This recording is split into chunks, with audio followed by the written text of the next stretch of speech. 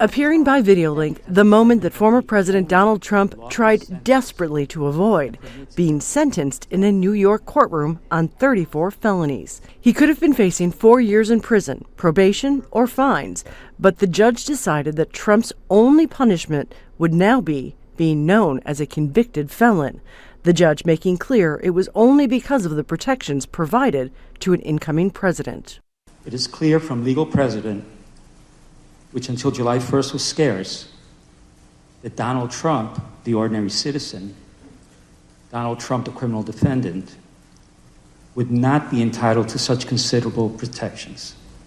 And legal experts say if Trump hadn't won re-election, he could have spent time behind bars. Not so much for the severity of the offense, which was always the conviction was always based on something of an imaginative legal theory.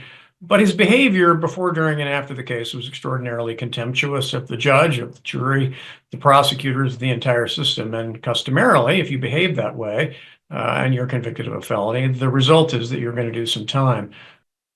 A jury found Trump guilty of paying the adult film actress Stormy Daniels $130,000 to stay quiet about an alleged affair and falsifying records to cover it up before the 2016 election.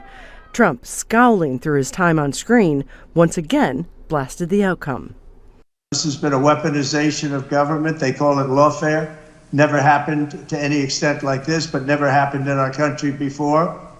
And I'd just like to exclaim that I was treated very, very unfairly.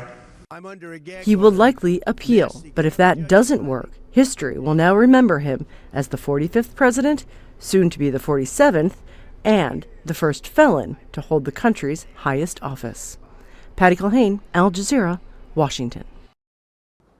Make sure to subscribe to our channel to get the latest news from Al Jazeera.